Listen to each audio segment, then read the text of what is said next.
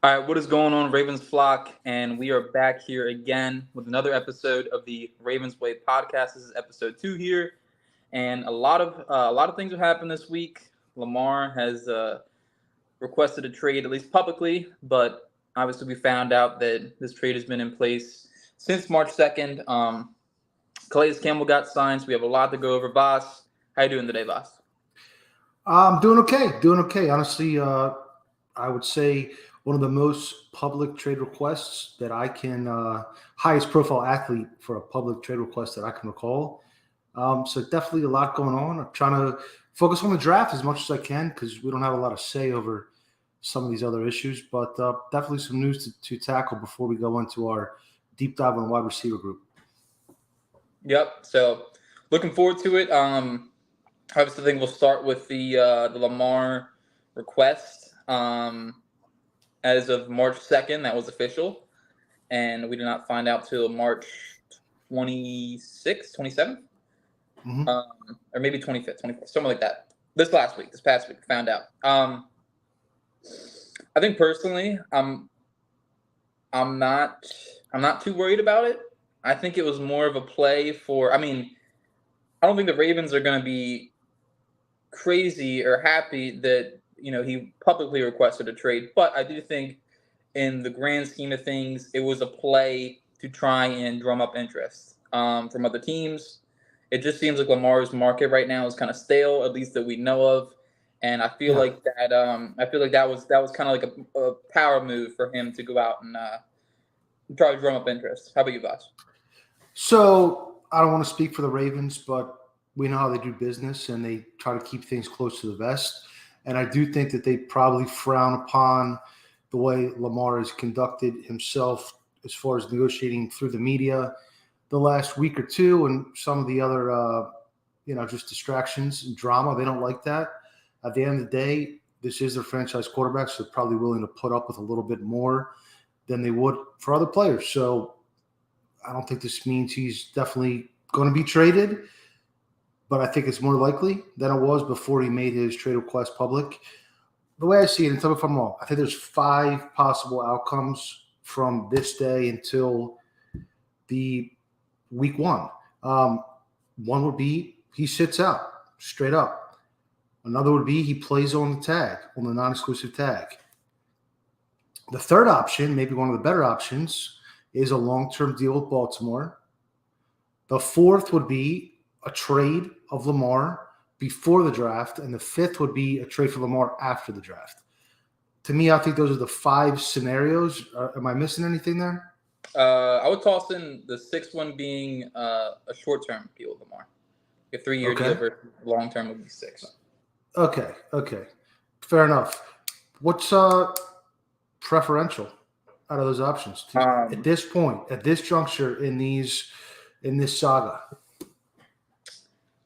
I think the preference is always 3. It'll always be number 3 that a long-term deal gets drum up with him. I mean, you see how the AFC is. You're not going to be able to go out there and survive with the mid-level backup. I don't think that's going to happen. I don't think Huntley can take you where you want to go.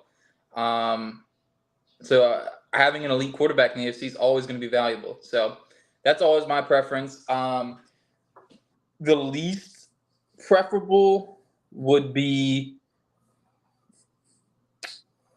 probably him playing on the non-exclusive tag.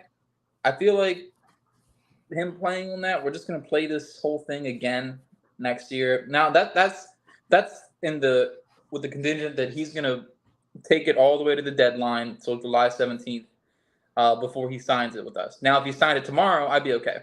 But I think the other options were like hold out. I mean, that gives him a little more leverage in terms of getting a deal done. So it hurts his bottom line. I mean, in the long term, that hurts his bottom line for sure. His career earnings will be very much negatively impacted if he decides to hold out. Right. But at the same time, it's also, I think that's the likely way he gets a little more leverage back on his side. Now, Mm-hmm. I'm not saying hold out for the whole year, but I am saying hold out until preseason. I think if Lamar Jackson wants to get a extension done, the Ravens are pretty paramount on having in-season success and keeping the fans happy, and for their quarterback to hold out the whole year. I couldn't see them losing millions of dollars in revenue just over that. I feel like they might bite the bullet a little bit. Yeah, it's just a tough situation all the way around. I personally think maybe two, at least reading the tea leaves, maybe the two most likely scenarios at this point would be Lamar playing on the tag or a trade after the draft. And neither of those two are beneficial for the Ravens, really. I don't think you're winning the Super Bowl either way. And it would really be a tough spot if they got stuck into a spot where they're getting picks years deferred with Lamar boosting the team's record. So we'll continue to monitor this situation, I guess. There's nothing really new, concrete to discuss.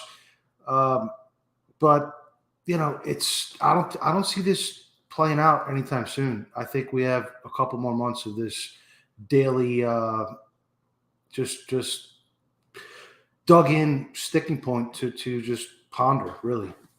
Right. No, I agree. I don't think after the draft, say a team like San Francisco was to offer you Trey Lance and 2 firsts. The firsts are going to be pick 31 because the NFC is just not really not that good. But you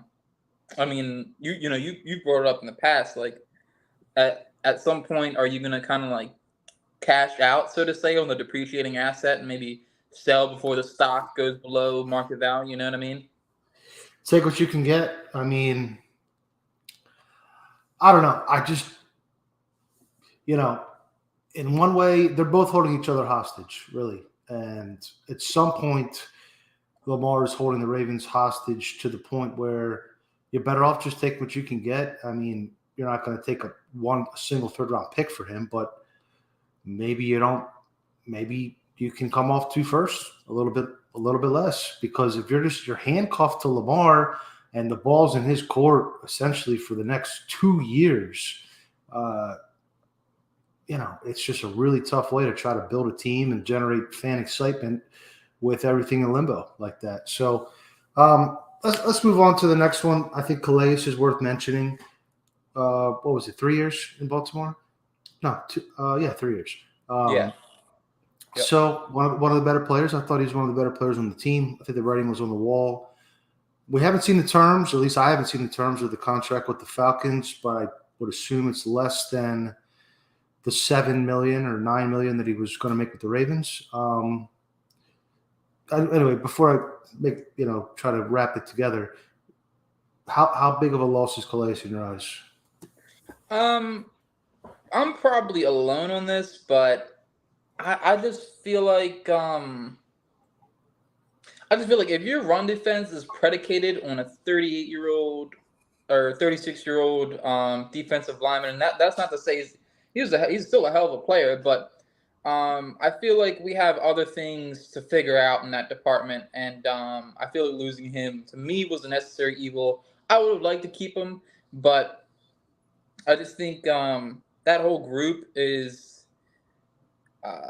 it needs a 5 tech. That's I would have liked Josh Pascal last year. He would have been a really nice 5 tech.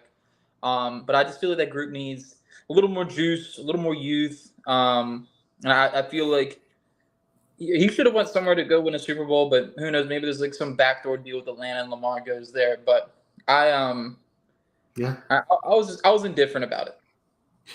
Yeah, I'm not so concerned with losing Calais' ability on run defense. I think you can make a case that you're better off having the 12th best run defense than the 2nd best run defense, truly, because I think you encourage other teams to run more is long-term maybe beneficial. The run defense did really struggle in that Pittsburgh game when he missed. What was it, week 17, I guess, the new week 17 now, or 16, whatever it was. 16. I think losing his ability to especially help out on stunts in games up front where he could jump gaps is going to be a little bit of a loss. I just want to make the overarching point. I've seen a lot of fans say, even without Lamar, the Ravens are still contenders. Look how good they played Burrow in the playoffs. Okay, that was a 22 defense, not the 23 defense. You can't get worse on defense and lose your best D lineman and, two of your better edge rushers and your second best corner and one of your better safeties and say, we're still running it back. The defense is still top notch because you are losing pieces here. Let's not overlook that. Let's not devalue the losses of these players that were playing above the other players because they were better than them last year.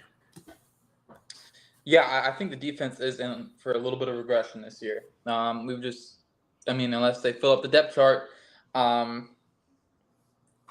we're looking at Udafe Owe playing 90% snaps again to start out the year. Marlon Humphrey's going to go out there, and the cornerback group is pretty thin. He goes down, it's very, very thin. So losing Marcus Peters is big, even though he may not be the player he once was, but I do give him a little bit of the benefit of the doubt with his ACL injury. So that Justin Houston, JPP, the edge and the cornerback group is looking extremely thin, and I know there's going to be moves to be made between now and the draft, but sure, I'm not thinking the defense is going to go back out there and be the same unit it was down the stretch. I just want to caution people against penciling in that same defense that played very well against Joe Burrow in the third matchup of the year is going to return, because you're potentially losing 5 crucial pieces from that defense. That needs to be taken into consideration. Let's move on to John Harbaugh's comments at the owners' meeting, not his very professional defense when ambushed by Lamar Jackson, but specifically his comments about the left guard competition, because I think that's been a little bit of a dividing line in the fan base as far as maybe remnants of the debate 2 years ago, whether it was offensive line or wide receivers that they really needed. And the truth was they really needed both. But there's still some folks that think that left guard is a huge need. I'm not one of them. Harbaugh identified 4 candidates to form a healthy competition.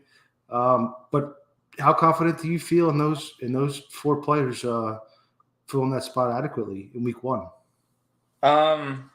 I feel fine. I'm not really worried about it.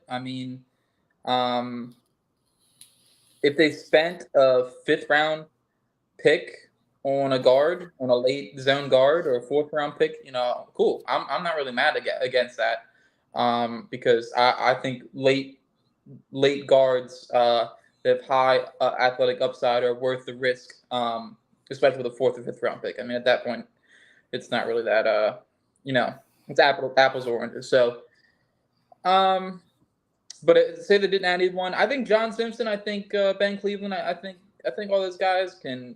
Someone can produce a starting level left guard. I think that's possible. Yeah, I agree. And you want to take a swing on a guy on day 3 that you really like as a long-term replacement and starts behind Zeitler. Makes sense to me. If Cassidy, what's up, buddy? Good to hear from you. We'll circle back to that.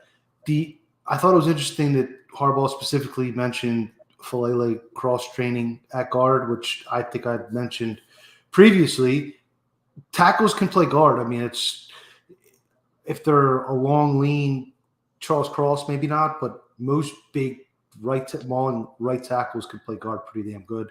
We saw that with Marshall Yana, Kelechi Osemele. List goes on and on. And then you also have McCary, who's making, $6 million a year annually. So you got 4 guys. Left guard's an annual tradition, it seems, to have a competition and find that. I'm not against taking one, but I'm not going to put that as a priority need above wide receiver, pass rush, or cornerback, really regardless of who they potentially acquire between now and then. Let's get on to, speaking of wide receiver, Odell Beckham. Ravens are in the mix, apparently. What's your ideal contract? It is 2 years, $20 million with $8 million guaranteed, with a 2024 roster bonus that triggers his salary that year guaranteed. That $10 million a year. It's not quite 15 what he's looking for, but I feel like 10 million a year is a fair offer. And with that 2024 roster bonus trigger, I think it's fair to both parties to, have a little bit of insurance both ways. So, I don't think I wouldn't give him anything more than that. I just don't think that's responsible. And the Ravens are interested, and of course they're interested in everyone. So I'm not really taking it with taking it to heart that the Ravens are interested in him. But it feels they're interested they're interested at discount pricing. That's what it is. Right. It feels like out of all the people we've been interested though in the past 2 years at wide receiver, he's like the one that I feel like we've at least talked to the most. Like we talked to him at the deadline this past year, and Harbaugh went on a podcast and said, "Yeah, he's going to be a Raven," or whatever he said. He was like, "Yeah, we talked to him. We like him." All this Harbaugh was hyping him up, so I feel like something happens. I feel like out of all the potential wide receiver that are out there, I think he would be the one. Yeah, I think he's. Well, he and DeAndre Hopkins, at least, are the two best. Just raw, who's the best pure player? Now, Beckham's had some knee injuries. He may not be the player he once was, but he's still a legitimate wide receiver too. Based on the last time we saw him on the field in the Super Bowl 2 years ago and the NFC Championship game, where he may have been the player that propelled the Rams to the Super Bowl. The benefit of Beckham versus Hopkins, Judy, Sutton, whoever else you want to talk about, is he is a free agent. You only have to pay him. You don't have to give up draft capital for him in a trade. Around $10 million sounds pretty good to me. Short-term deal. Apparently he wants $15 million. Personally, for me, I'll split the difference with him. I would go that extra half a step to finally make it happen. I would feel pretty comfortable with Beckham, Bateman, and the other young guys on the team, and Aguilar, in addition to a rookie. And it doesn't, if you take Beckham, if you get Beckham, you can kind of go BPA. You don't have to reach for a receiver in the first round, I think. So he's one of the, I don't know. Maybe I'm a little bit of a Beckham stan, but I would go to maybe like 12.5 over 2, or maybe tack on a void year. But this is the time to strike. I don't think this is the time to go halfway and be interested and just not quite get it done. Yeah, I was going to bring up, I would do a void year at the end, and have that void year be like $5 million. $5 million cap hit in 2025, and have that be spread a little more evenly. Garnett says 3 years, $48 million with 32 guaranteed with proven incentives. So that's, yeah. I mean, I can make that work. In 2026, you're probably getting out of that contract, and at that point, maybe you kind of twilight a lot of these other funny money contracts they've been doing lately, and maybe that's your cap retool year. Anyway. Last bit of news, I think, is worth discussing. Anthony Richardson had his pro day today, and apparently he had a meeting scheduled with the Ravens. Yep. Clearly, I think Eric DeCosta was very adamant about having contingency plans, and I feel like in years past, people be like, the Ravens don't meet with players they don't draft. That's false. Last year they met with Linderbaum. In 2018, when they drafted Lamar, they met with Hurst, Orlando Brown, and Lamar. I think they met with They met with Jalen Ferguson, Sack Daddy, God rest his soul. And there was they met with Queen in 2020. So that narrative, and Matty Buke. So that narrative that the Ravens don't meet with players they don't draft, that's not true. They meet. Well, first they meet with just about everybody. It's just the nature of the process. But at the same time, Like I said, Eric is making sure he has all contingency plans in place. And if Lamar Jackson were to get traded, Anthony Richardson would be he is my quarterback one. So I want him. Bold. I like that. QB1. As far as overall draft, top line draft philosophy, I always like going for players with upside. If you can develop their weaknesses, if they are something that can be developed. Other players, you're not going to make Bryce Young taller or Right. you stretch his frame out. You can't develop that. He's my QB2 behind Stroud, but I guess here's the question. Well, this is a hypothetical and another two hypotheticals, but I'm going to ask it anyway. If the Ravens get Indy's fourth, would you move up from 4 to get Richard? I know you would take him at 4 if he's your QB1, but would you move up from 4 to take him? I'd move up to 3 if I could. If that's where he's going to go, let's say Detroit's trying to hop us or something, I'd move up to 3. Yeah, and then according to Cassidy here, we bring back Greg Roman with Richardson and and Cook. I think that's pretty much all the news, unless I missed something. Nelson Aguilar officially signed, pen to paper. I was really hoping he misspelled his last name and contract would have got voided.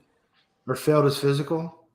So yeah, $3.5 million for Aguilar. We've been talking. Ravens flock's a funny beast. Everyone's like, he's just a depth piece. He's just a depth piece. It doesn't change anything. But then, like, half an hour later, we're like, well, how about if you sign a veteran wide receiver and draft one? They're like, but now we have Aguilar, so why would we do that? We have Aguilar, So I do think that there is a small opportunity cost attached with that small contract, a relatively comparable opportunity cost. Maybe you would go to 12.5 on Beckham instead of 10, but now you don't because you have Aguilar for 3.5. So I just wanted to make that point. But let's move on to the exciting topic of the wide receiver prospects in the 2023 core. The draft crop, I believe, this is my count. There's 5 X's, 5 Z's, and 10 slots in the top 20, which is potentially notable. I think definitely notable, actually. It's a small, slight group of receivers. And to me, looking at this from a macro perspective, I think the Ravens need a specific skill set. They do not need a possession slot receiver. They have tight ends coming out of their ears. They have a lot of guys that can play in the slot already on a contract. They need guys that can play on the perimeter. So my board's probably a little bit slanted towards, guys that are more perimeter oriented. But I know you've done a lot of digging deep on the tape. I want to kind of just pick your brain on the top 20 guys. And actually, my 20th guy is a guy that had a lot of first-round buzz this time last year. Kayshon Boutte out of LSU had a tough year and tested poorly. Where you at? Where you at on him? Stay away. Stay away. That's my overall thoughts on him. The testing was disgusting. He had a little bit of off the field issues, and usually that prevents us from getting good, talented players. But in this case, it more helps us. I don't like the player. I just feel like he doesn't have a lot to rely on to translate to the next level. And I mean, there's some things that I do like about him. I'm not saying he's an undraftable prospect, but between the injuries and the off the field and the testing, it's just not for me. The one thing I think that's appealing to him is he has, not the only thing. I mean, he has the he has some good film 2 years ago, but he's Right. one of the only bigger body, kind of like just NFL body types in this entire class. And Garnet says, if you're not over 6 foot, get out of here. I'm kind of with you on that one. All right, tied for 20th then. Out of Princeton, you're going to have to help me with his name. Andre Yoshivas? Iosivas. Yes, Yoshivas. He's a burner, but he's also older. I think he's 24, almost 25 years old. He's kind of like a Schwartz, maybe Anthony Schwartz type of prospect. If you remember him coming out of Auburn, just that linear. Yeah. What do you? Am I off base on that comp? I think he's a little bit taller than Schwartz. If I'm not mistaken. Was Schwartz 5'11" or was he 6'2"? I felt like Schwartz was like a taller burner. I thought Schwartz was like 6'2", and just like just linear though. You know? Yeah. I like him. I would put him more than 19 though. I'd say he's more towards 15 for me, but that's semantics. But I don't I think that his level of competition is something that between that and his ability to like not really route run a lot and more of his game was just speed based. He's definitely a dart throw, but yeah, he's a definition of a dart throw. Yeah. He kind of reminds me a little bit of Tyquan Thornton coming out last year at Baylor. Okay. That like the first thing I saw when I watched, I'm like, hell, you look a lot like Tyquan Thornton. Just this tall, lanky wide receiver. So I don't hate him. I don't hate him like you would say. So you don't hate him, I don't hate him. Moving on, 19, Raheem Jarrett out of Maryland.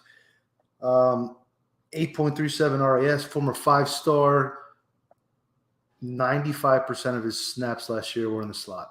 That's my that's the one thing that makes me say maybe he's not that 4th round Stephon Diggs upside that some local people may hope he is. I agree with that, but in terms of athletic score, he and Rashad Bateman are about a half an inch apart.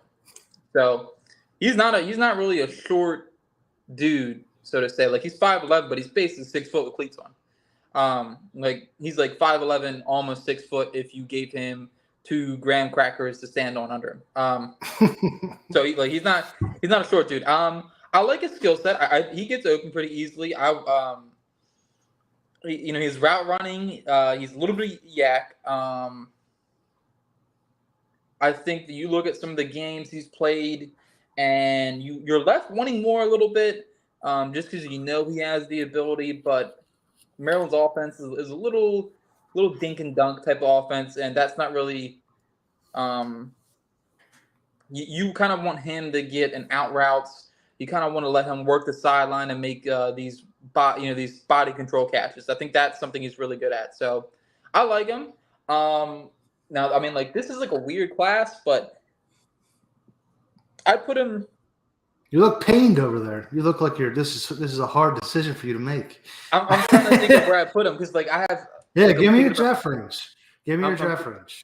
Yeah, I'm trying to think of. Well, first, I think the fourth round is probably where we'll go. But in terms of my rankings, I put 13 probably. 13 best receiver. Okay. All right. That's high praise. 18 on my list is Matt Landers, the 6'4", 200-pound dart throw out of Arkansas. Exactly. 9.96 RAS. So here's a rationale for me. You're picking a guy in the 4th, 5th, 6th round, hypothetically 7th round. He's probably not going to last that long with that kind of athleticism, but you get the point. Maybe he's only going to impact the game on 4 or 5 plays a game, but they're going to be high leverage plays. And comparing that to another guy you could take to be a special teams, only inside backer or, fullback or, a hardball special Red Star guy, why not take a swing? I haven't watched him, so the only commentary I can have on him is his dart throw because of the high upside athleticism. So, I have not gotten that far just because he got put on my radar because of the athleticism, but that's about it. I only want to say what I know. I don't want to bullshit. Yeah. All right. Well, Trey Palmer out of Nebraska. Here's the next one up. 6.1 RAS, so athletic guy. Inconsistent. He's known as a speed threat. 67% snaps out of the slot last year for what I was able to dig up on PFF.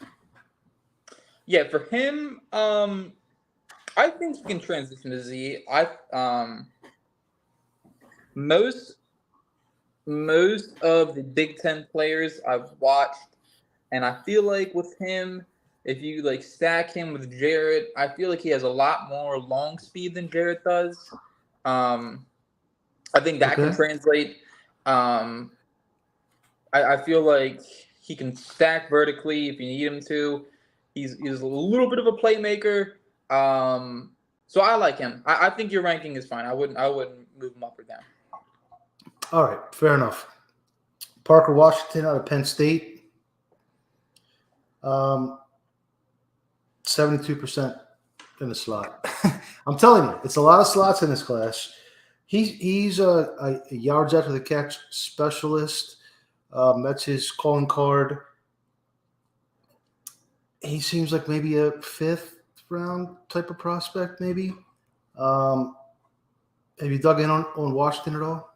I have, yeah. So he is second in the class in contested catch percentage behind Josh Downs. So he is a slot, though, without a doubt. He's not anything more than that. He is a slot. But I can see a team spending a 3rd-round pick on him because his tape is really nice. Like all the things you said, the yak plus the contested catch percentage. It's funny, like the short receivers in this class can go play above the rim, but all the tall ones are scared. It's weird. So I like him. I wouldn't put him at 10. I think he'd be around 11 to 13 range. But I do think he goes 3rd round. I think a team wants a high floor slot receiver to come to their offense. I think that's the guy you're looking for. All right. Well, the next guy on my list is another, in my view at least, high floor player, Jaden Reed out of Michigan State. Some have him higher. I may be a little bit lower on him than most. 6.65 RAS. And I think we should mention, you made a really good point the other day that 5.0 RAS is average of all players that are tested, not all players that are drafted. Right. So that's on the low end. 187 pounds. So another thing I just want to mention, I think I might have mentioned earlier, but physicality and weight seems to be maybe a hidden common denominator between receivers that are successful. A lot of the really slight, slender guys, they don't quite materialize. I like him. I think he is my 9th ranked receiver, if I'm not mistaken. The one I just put out. Right. What number are we? What number is he for you? I'm at 15. I'm at 15. Oh, you're at 15. All right. Yeah. I like him. I think. Do you have the slot percentage numbers for him? Washington. I'm sorry. Who are we on? Reed. Reed. I do not have it for him, which I only noted the guys that were extreme in the slot. So that means right. He likely wasn't. So for him, I have 2 players in this class that I compared to Tyler Lockett, but I think he can be Tyler Lockett at the next level. He just has this weird innate ability to separate vertically, to kind of just Tyler Lockett has this wiggle to this really specific wiggle to him. And when I'm watching Reed, I identify the same thing. So I like him. I think if you're looking for a Z and a slot that can do both, go for it. I like him. All right, I'm gonna have to move him up based on your recommendation then. Just so we're kind of putting a little landmark here. Is this a guy you would take at the end of the third round? Is that with the Ravens pick? If you're Eric DaCosta, is this a good use of that pick? Would be on Reed, or you want a little more upside there? I mean, basically, you're just for comparison's sake. I mean, that's kind of like Miles Boykin range, Devin Duvernay range. Right. If we had a comp pick, if we had a pick in the hundreds, I'd take him. But I feel like, and I know it's kind of nitpicking, and if you like the player, take him anyway. But I pick 86. I just feel like that's a little too early, and there may be a little more bigger physical players that I'd like to swing on. Very good. Makes sense to me. Now, next is Michael Wilson, Garnett's boy. God damn, he's a 14? He's a 14 out of Stanford. I mean, I think there's a good amount of depth. When you sit there and rank them top to bottom, a guy who thinks 10th is, there's 5 guys better than him. Anyway, 213 pounds, so he's a bigger body, 9.51 RAS. The big knock on him is injuries. He's had trouble staying on the field. We've seen this many times before. Hurt guys stay hurt. Seems that when you're got 2-3 years in a row of nagging injuries, your other body parts start compensating. And Michael Campanero. Anyway, and also 23 years old, so he's an older prospect. But Wilson at 14, is that a guy you'd look at in the third round? What's your profile, route running, all that?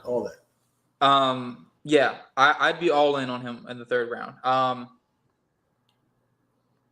The route running, the ability to know how to set up the defender for the next play. That's something he does a lot with outside releases, inside releases. Kind of like a basketball player, just set him up and then dunk on him. He's my 6th best receiver, so we're very far apart here. But my comparison for him was Devontae Adams, and if you go look at the relative athletic scores, it is down to the pound, to the height, to the 40-yard dash. It is so close. Like it is. Wow. I'm talking about like within the 1%. Like they're ridiculously similar. So that's my comp for him. Not necessarily he'll have that type of career and impact, but I do think if you're looking for an X receiver, and that's what I think we're looking for, I would take him. Yeah. The injuries is it is what it is. But hopefully the new training staff can keep him healthy if we do take him. Hey, fingers crossed. You're I think maybe I biased my list too much towards Raven need, but this more. Anyway, next guy, kind of an opposite type prospect, Tank Dell, 165-pound jitterbug out of Houston, also a little bit older. He's tiny. I mean, he's a small guy, 67% in the slot, 5.8 RAS, kind of polarizing. Some people love him, and some people are ignoring him. Am I too high on him, or what do you see? What number are we at right now? 12? 13. 13. I mean, well, take him or leave him. I would put Reed and I'd put Wilson over him. I just feel like with if we're talking about what the Ravens need, they don't need a 5'8" slot gadget guy. We really don't. And that's what it is. Not that he'll go somewhere where they need a slot gadget guy who can be moved around, and he'll probably do well. But that's not what we need right now. That's like that. Yeah, I agree with that. It's becoming a common skill set. Garnett said no. Yeah, we don't need that midget. Yeah. All right, moving on then. Marvin Mims is my next man. Oklahoma tested really well, 9.39. He's got some return experience, which speaks to his shiftiness. I really see him as kind of like a vertical Z, maybe not on the level of a Flowers, but kind of like a poor man's Flowers. I do kind of like him, maybe more than some. 183 pounds for what it's worth, so not a huge guy, but not in the 170, 160 range like some of these other guys. So I'm with you. I'm on board. I think he's a Z. I think he's a lot closer to Emmanuel Sanders, Yeah, I which like is a that good one. player. Which is a good player. And I think, once again, we're talking about an 86. I would take him, no problem. Like I said, 10th best receiver for me. I think he's like the master. Not you're not like the phrase good at all, master of none. He's like master of all type of player. Mm-hmm. I think he can give you everything you're looking for in a Z receiver. So I like him. I do too. I really do. I'd be happy with that pick in the 3rd round for the Ravens. Okay, Jonathan Mingo. He's number 11 on my list. Kind of that prototype, 220 pounds, 6'3", X receiver, toolsy, 9.97 RAS. He's a guy that I'd be excited about swinging on the upside for. Yeah, so I think he's my receiver at 8, and I put him at I think my comparison for him, and now these are body comparisons, not player outcome career comparisons. He was really close with Andre Johnson in terms of relative athletic score and size measurables. So I like him. He's got everything you want, and if you're looking for an X receiver, I wouldn't be shocked. I mean, he's not going to be there 86. He's gonna go day 1, day 2, early day 2, very early. Like he could go as early as 47 to me. I think he sneaks in the 2nd round. I mean, he could go into, I don't know. Like this guy's like he has all the upside in the world. He's the typical Ole Miss receiver that's Ole Miss is producing ridiculous amounts of receivers these past couple of years. There's something in the gumbo down there for real. Yeah. The shrimp boil. But yeah, if the Ravens,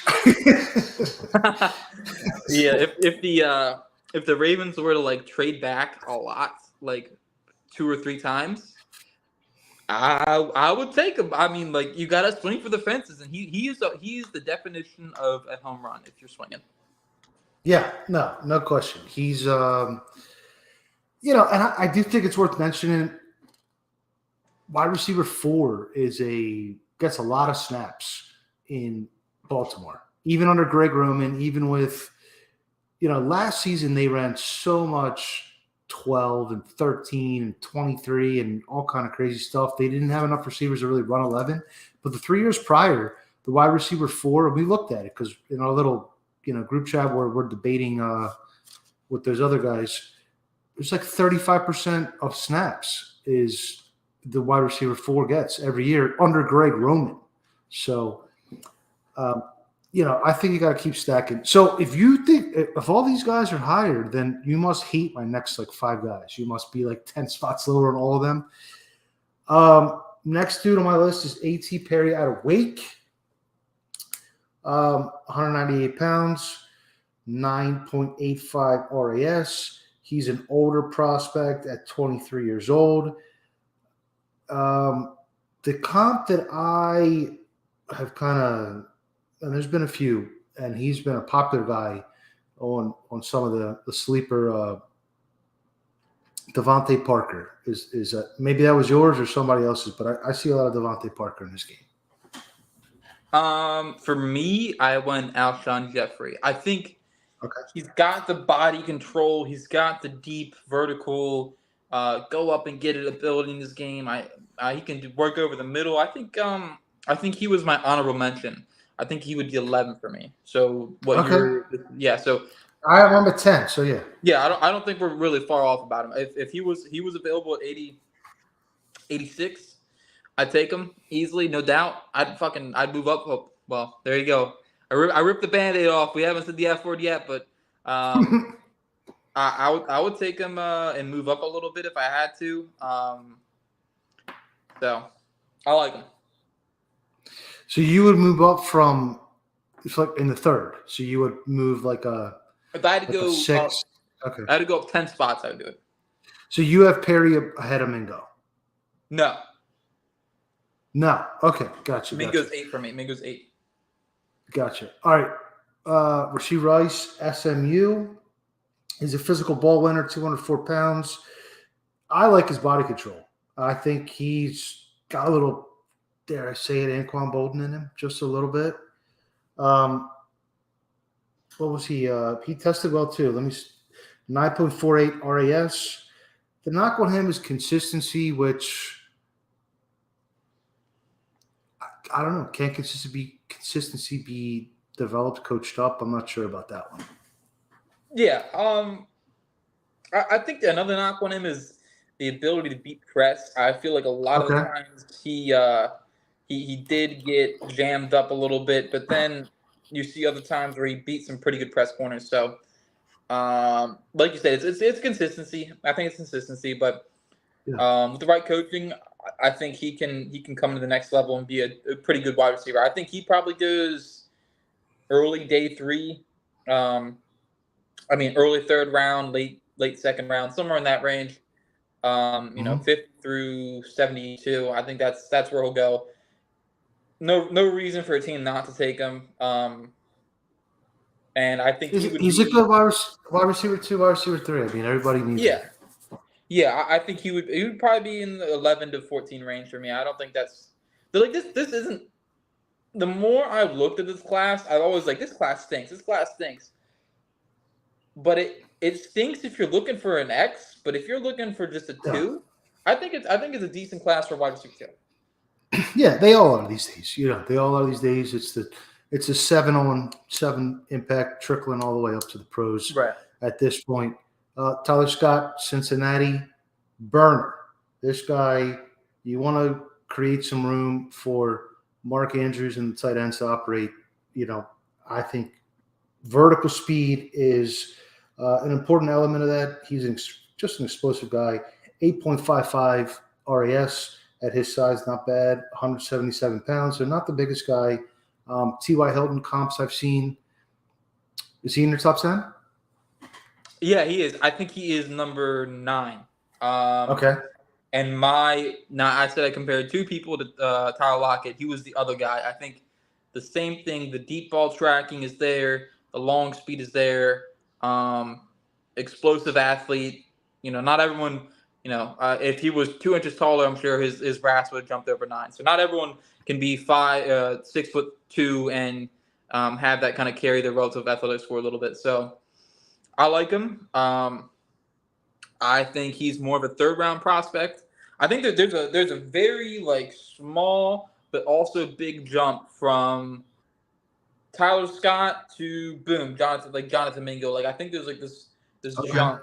There's this little jump that happens that in the draft there's gonna be this weird dead spot where not a single receiver gets drafted for 20 picks in between at some point in the 3rd round. I think that's gonna happen, and then teams are gonna okay, we feel comfortable, we're gonna take this guy, and then it'll start again. Yeah, no, I think that's what it's shaping up to be. You never know where that run's going to come. Garnett's saying wide receiver 2 heavy draft. I mean, hopefully it might be wide receiver 3 heavy draft, but even wide receiver 3s are quite valuable these days.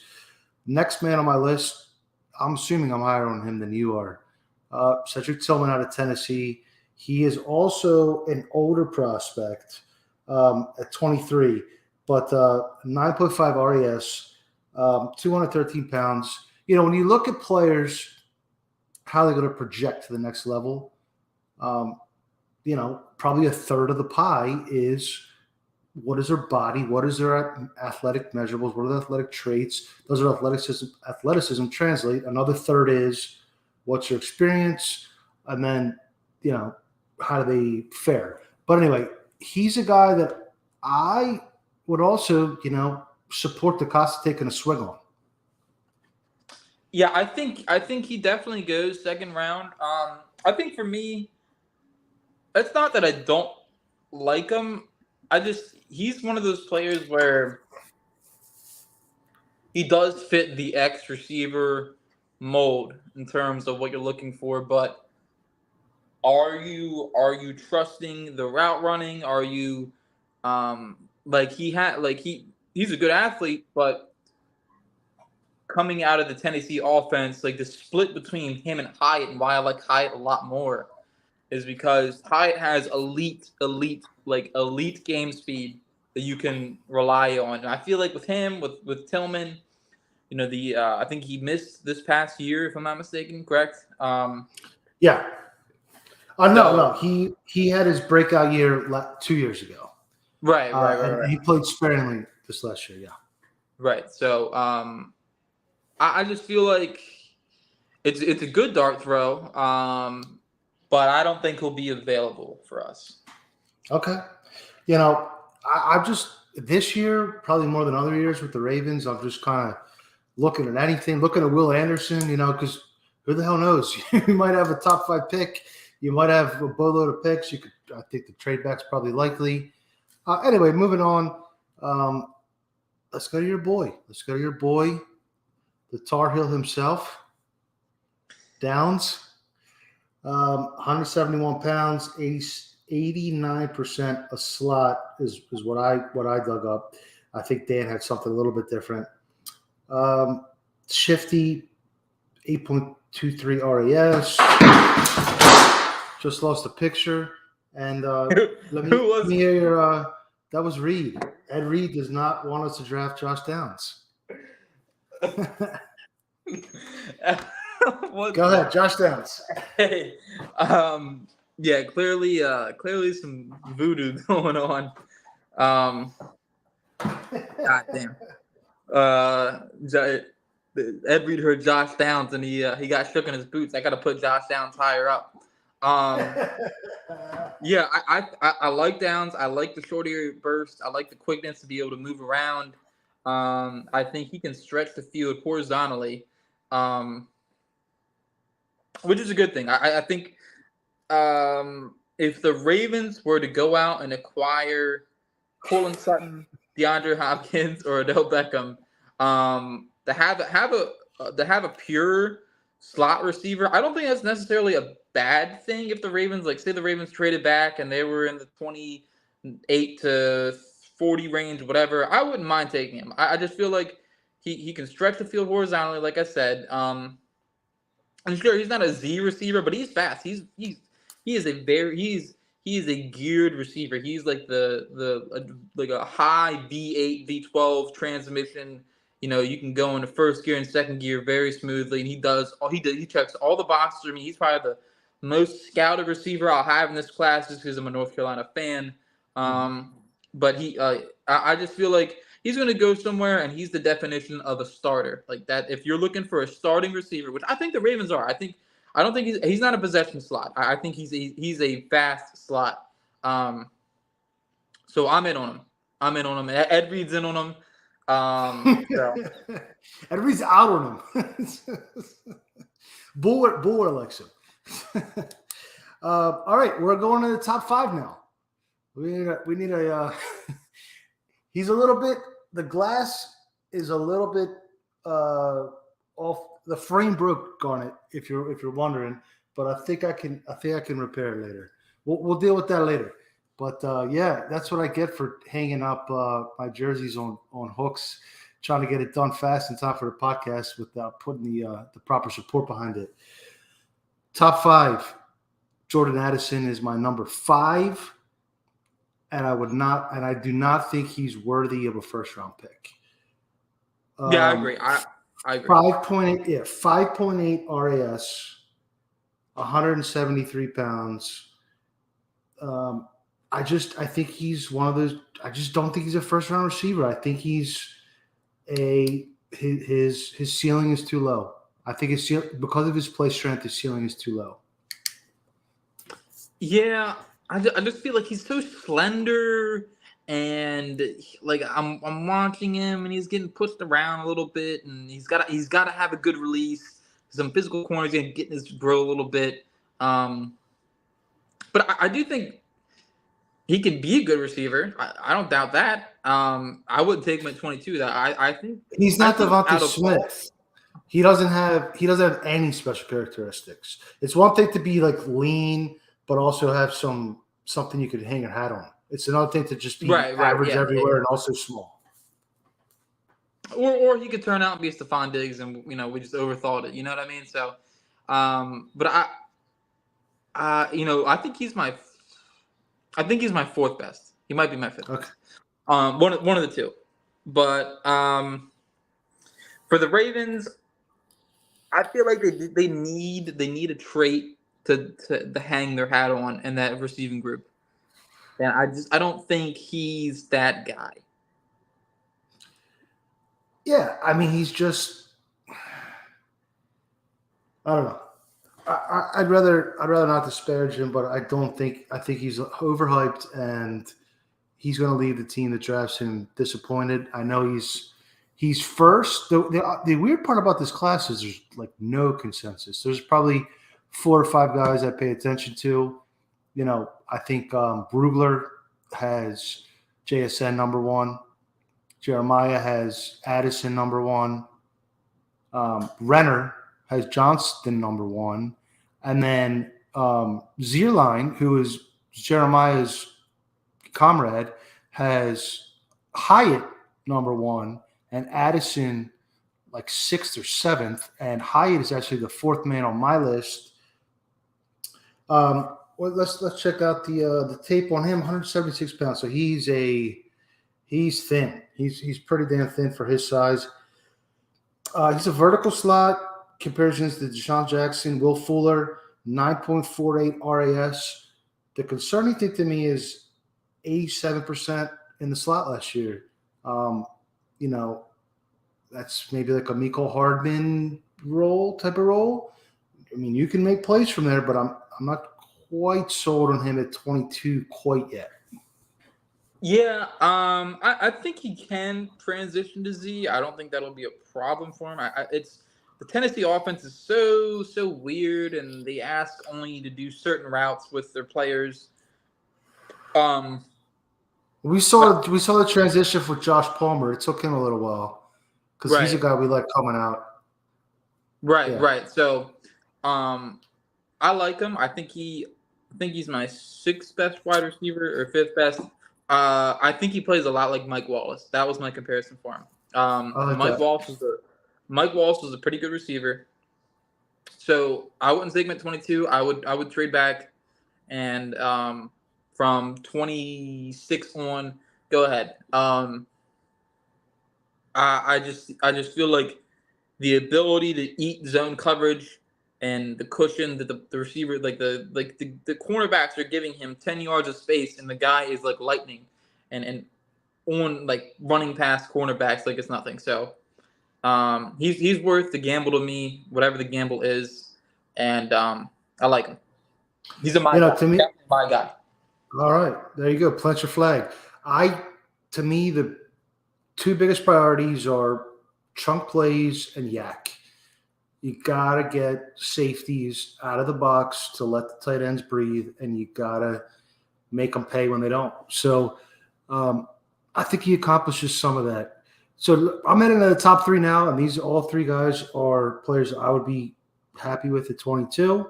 Not to say that there aren't some quarterbacks that I would prefer to any of these guys, but still, I think it would be a good investment of the Ravens' capital. Number 3 for me, Trey Flowers out of Boston College.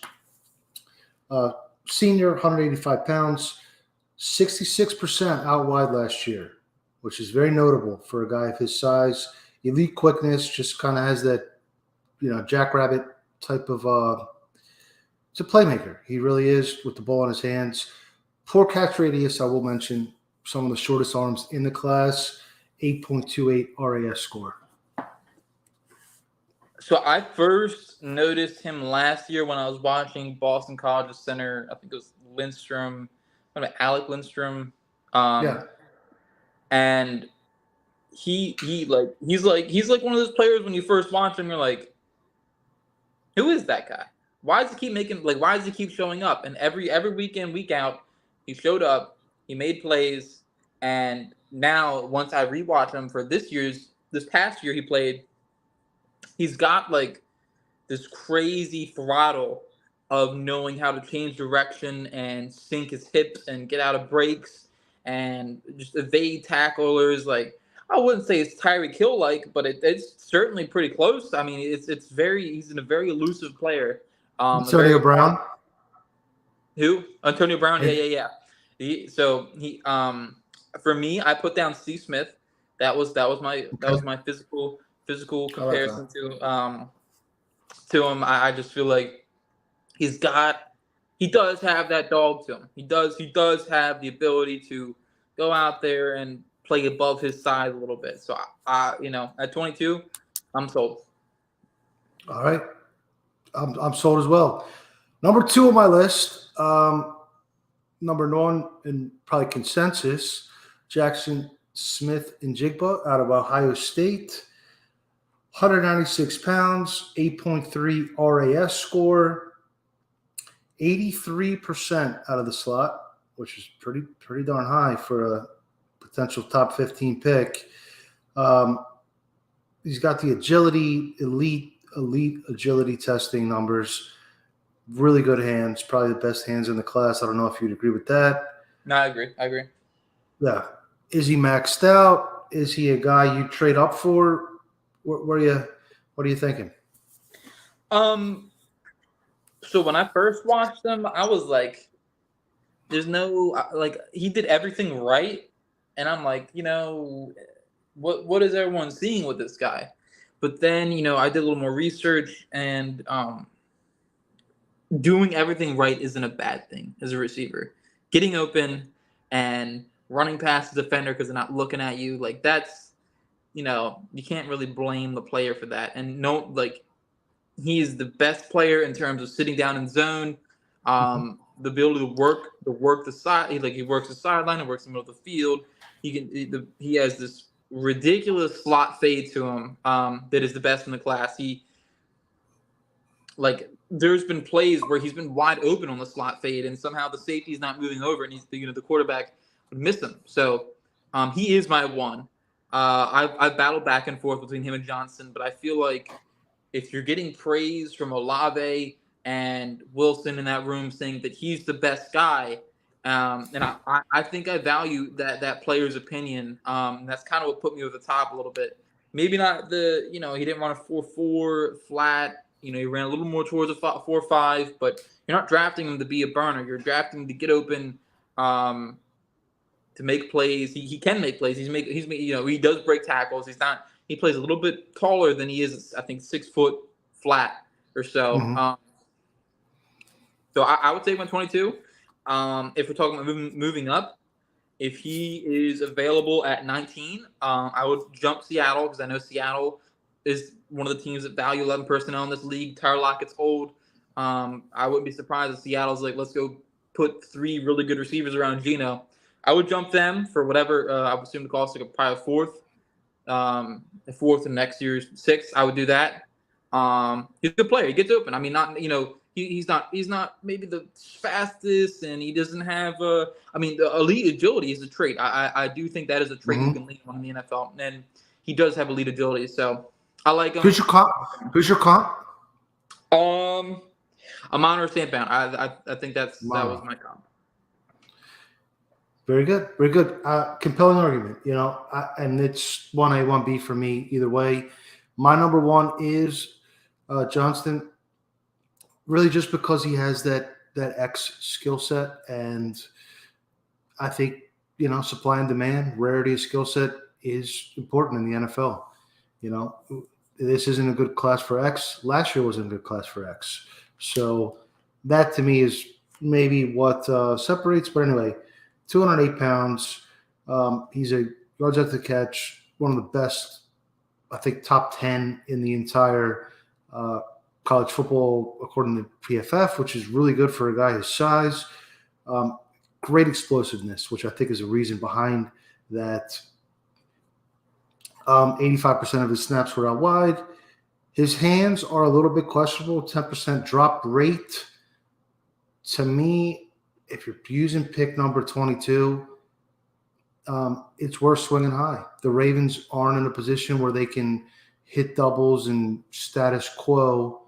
They're not on that conference championship game pedigree trajectory, they need to improve their talent base, not just maintain it.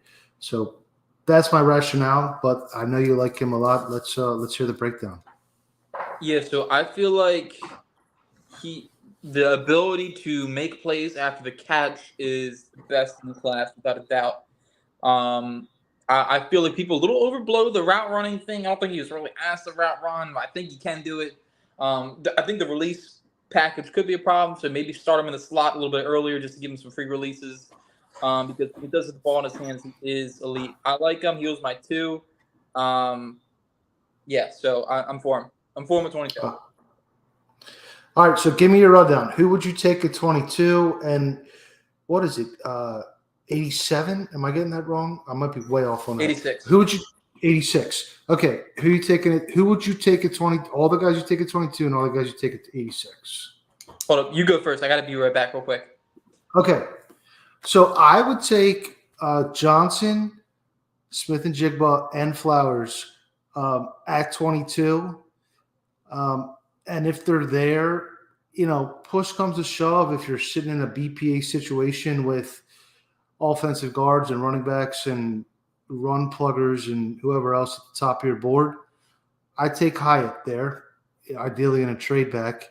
As far as at 86, I'm definitely going certainly Tillman, Addison, Downs, Scott, Rice, Perry, Mingo, Mims, I think, and Wilson. I think that's my list. So hope Yuri didn't have a house burning down emergency over there. But yeah. So the last one I would take would be Wilson. So I'm going at 86. Wilson, Mims, Mingo, Perry, Rice, Scott, Downs, Addison, and Tillman. Any of those guys. And I guess maybe Reed and Dell too. Why not? Premium positions. Yeah, so I'll work backwards. I'll go 86. I would go Reed. Not Reed. Sorry. Perry, Mingo, Rice. I'm trying to think who's realistically going to be there because I feel like a lot of Mims. Would you take Mims there? Yeah, I would take Mims. Would you take Dell? Would you take Dell there? No.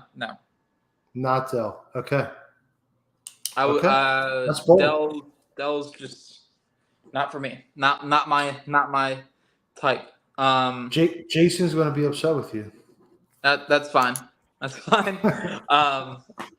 And then at 22, Johnston, Flowers, and JSN. Everybody else move back and take. I like it. I think there's a good chance for the Ravens to add a quality contributor, to a guy that can come in year one in the third round and, make a handful of difference-making plays in the season. In the third round. So that's not a bad situation, hopefully. So you never know when those runs come. But to me, and then just Joe Rebeck said it in his recent article this week, even after Aguilar, you still need 2 more moves. And I think we're probably both on the same page there. If you get a higher quality free agent, if you get a Beckham, then probably a third round wide receiver will suffice. If you get a lower caliber veteran as your second move, or you're even after the draft, then I think that 22 pick would be well spent on one of these guys. And they've been waiting for years for this surplus of wide receivers to start pushing guys down the board, and it never seems to happen because once all the teams have 2 really good wide receivers, they all want 3. And once they all have 3, they want 4. So it's going to be up to EDC to be proactive about this. Yeah, I agree. I think the best route between now and the draft is to trade for a receiver, Sutton, Hopkins, Judy, and then sign a corner, and then take BPA at edge, corner, wide receiver at 22. And to me, whether it's Lamar Jackson or a rookie or a young quarterback to be added, or a bridge, or whoever the Ravens have on the field under center next year, and in the years beyond, you need a better than bottom 10 wide receiver corpse. Bottom line. It's just not good enough. I don't care how good your tight ends are and how good your running game is, how good your defense is. You got to be able to match fire with fire in the playoffs against the elite AFC quarterbacks, and wide receivers are an integral part of that equation. I agree. So that's all I got, brother. Yep. Yeah, I think that about does it. Appreciate everybody for joining. Garnett, Emilio, everybody else. Appreciate it. Cassidy. We would try to do this every Thursday around this time or so. So mark your calendars. Tell your wife you got things to do. You're not going on that date. You're coming to watch the Ravens Way podcast. You know what I mean? That's it. Next week, we'll see whatever more twists and turns the soap opera that is the Lamar Jackson contract negotiation goes. We're also going to dig into corners, my favorite position on the field. I need to get my Chris McAllister jersey up here at some point. So we appreciate everybody joining us, and follow us, interact with us on Twitter. I'm at Baltimore Beatdown. Articles daily, Monday through Friday. So we love talking Ravens football all day, every day. Yes, sir. See ya.